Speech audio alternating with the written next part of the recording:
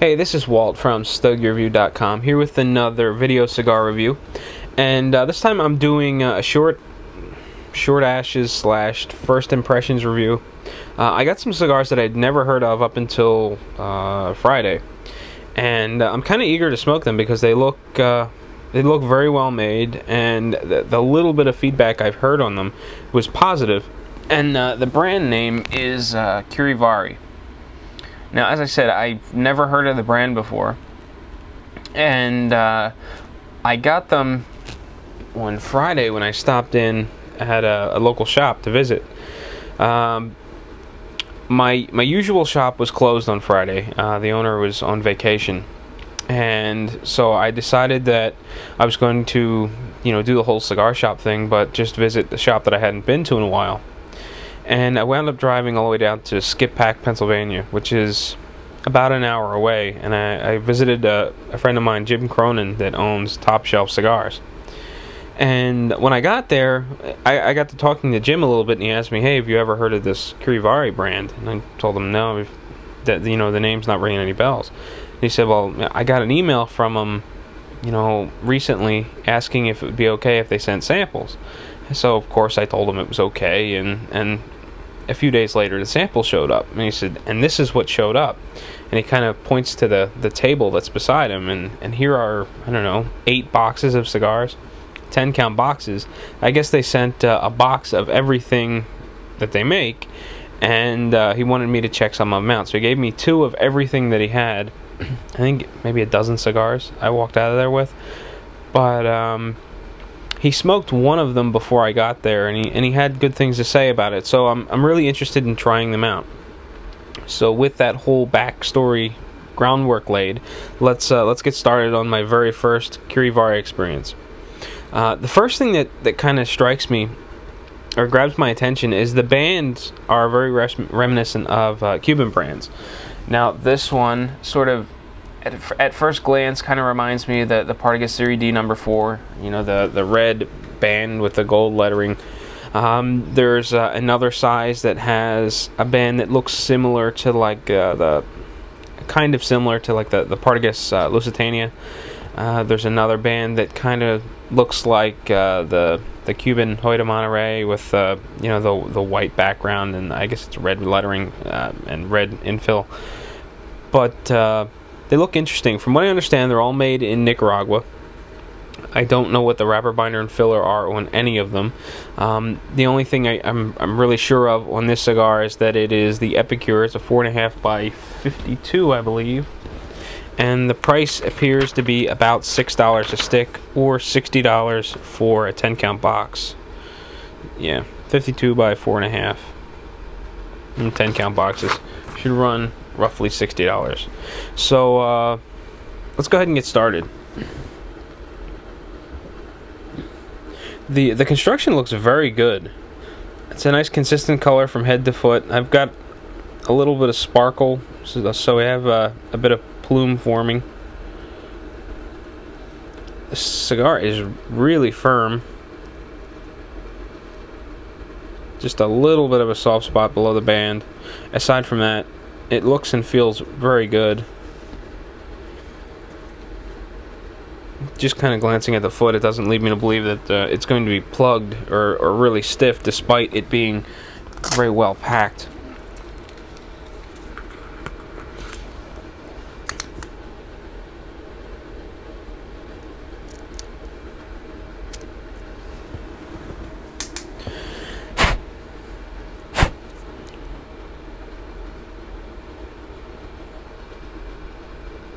And the draw is nice and free.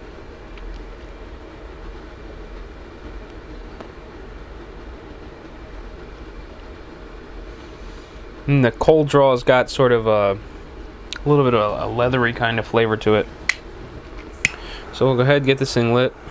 I'll try to make this review quick, although at the moment it's kind of dragging on. But we'll see what we can do about picking up the pace, so you're not watching me smoke a cigar for far too long.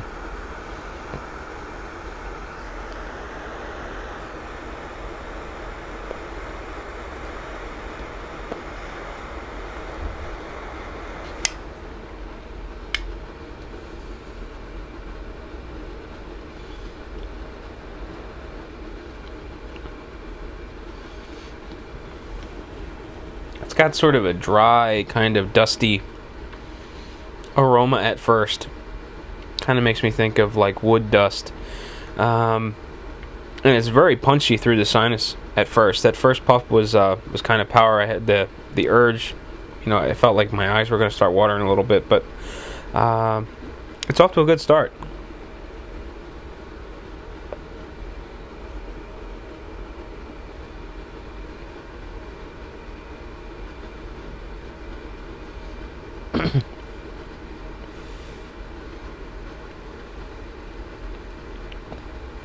The power is definitely there in the beginning. If this power holds out throughout the entire cigar, it's going to be interesting because the flavor is developing. You can feel it, you can taste it, and there's a nice heavy punch behind it. And you know that's kind of right up my alley. Even at like 8 a.m. first cigar of the day, I don't mind big heavy hitters. You know, as long as they're not like nicotine packed and make me ill. But this one's off to a very good start, so I'm interested to see how it goes. So with that said, sit tight and I'll be right back. Well, I'm back, still plugging along on my Curivari Reserva Limitda Epicure, and so far it's been doing pretty well. The ash is a bit dark. It's a little on the wavy side now. It did look much better when the ash accumulated to about an inch or so. The burn line was straighter. It was still kind of dark, and it's not particularly strong.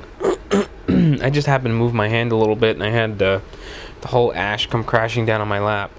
Now that I know that the ash is a bit weak, I just kind of keep it close to the ashtray when it gets longer, and then gentle tap solves the problem. And you know, the ash remains where it's supposed to be. It's not flaking or floating off the end of the cigar as I move around, so it's being contained fairly well. Each puff is producing a good solid supply of smoke. It's nice and dense, coats the palate well. It's easy to get through the sinus.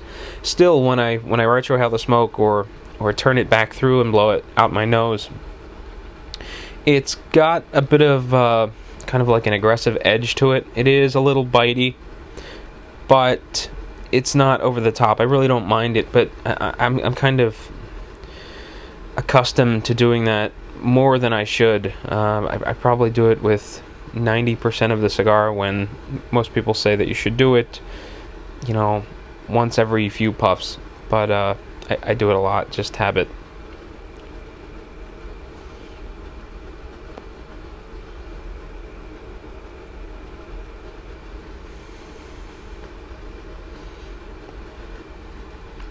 Yeah, it's got a bit of a... Wow. That last one was really peppery. More so than it was earlier on. I'm definitely getting the urge for my eyes to start watering. But I like it. You know, that peppery punch is a nice trait. I like that quite a bit. In the flavor department, it's not really intense. It's mostly like dry components. It dries the palate just a little bit. It's got sort of like a dried cocoa-like flavor, like a dry, sort of leathery kind of taste. And there really isn't much going on outside of that. And now with kind of a peppery blast through the sinus, it makes for an interesting cigar. It hasn't really changed up a whole lot throughout. The pepper is new. It wasn't nearly that pungent or powerful. I shouldn't say pungent because I like it, but it wasn't so heavy earlier on. I like the change, but I'm interested to see where it goes from there. This is probably better suited to be smoked afternoon, evening, but again, I like it just the way it is earlier on in the morning. It's been about an hour since I lit the cigar. I am pairing it with coffee, and the pairing, one isn't washing out the other, so it's doing well in that respect. The coffee adds a little bit of a sort of a bitter, creamy kind of texture, where the cigar is a bit dry. So take a puff of the cigar, 2-3 puffs, and then a little sip of coffee, and you get the creaminess that the cigar is missing. So they complement one another, and the pairing works out well. Again, I'm about at the halfway point, so I'm probably going to stop in one more time. We'll take a look at how the cigar is developing from there, and then I'll let you be on your way. So, sit tight. Well, I'm back, and as you can see, it's about time to wrap up my Curivari. Wow, I totally had a brain fart there. Time to wrap up my Curivari Reserva Limitda, I believe, Epicure. Yep, Reserva Limitda. And as you can see when I was holding the cigar up to the camera, the burn line's a little straighter. It's still got a bit of a wave to it. The ash is still kind of dark. I'm still not getting any flaking or flowering going on, and the ash is more or less the same. It's not holding on tremendously well. You know, it'll get an inch and a half long if you allow it, but it doesn't take much movement for that ash to come off. So as a result, I like to keep it kind of neat and trim. Now, as far as the cigar itself goes, smoking wise, it's still producing a good supply of smoke. The resting smoke is very pleasant. The density is nice and thick. It's got a rich flavor profile to it that's still a bit on the dry side, although not quite as dry now as it was earlier. I'm still getting primarily like a cocoa powder kind of a flavor, and what I can only really describe as sort of a dry leather taste.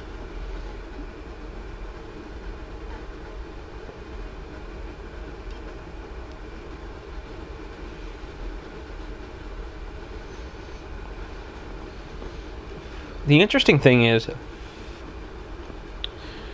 there's a real pepper blast through the sinuses when you retrohale the smoke.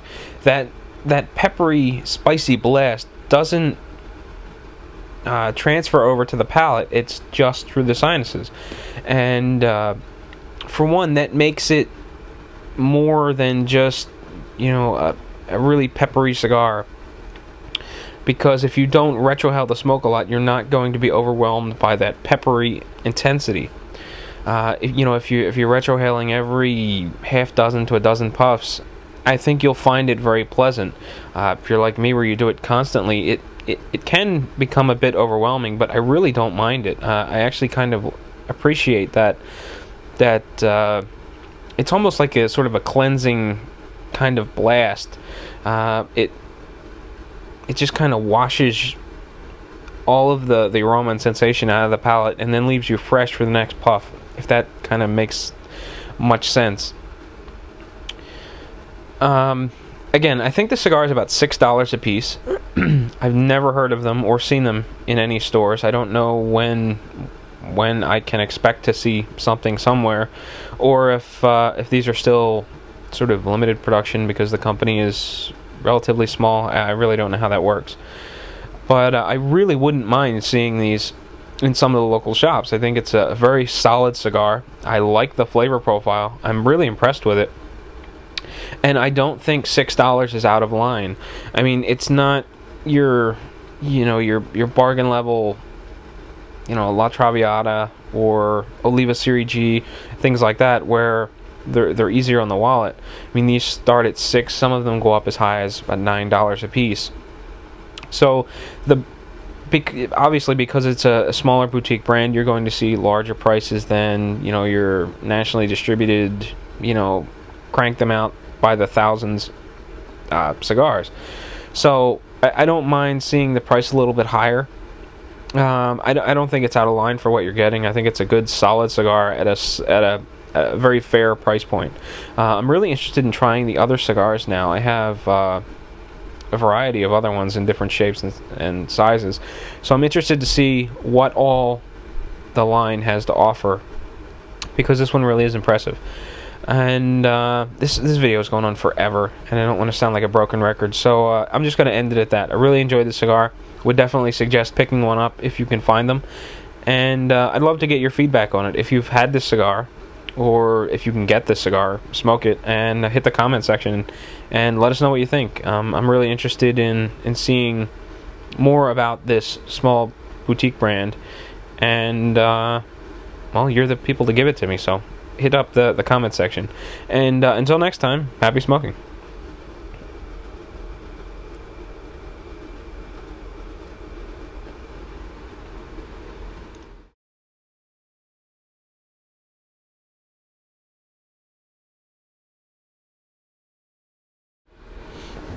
Was I being rude when I just pointed? I don't want to get the backlash that Jerry gets just for a little simple hand motion there. I guess if I keep doing it, that's even worse, right? Could be worse.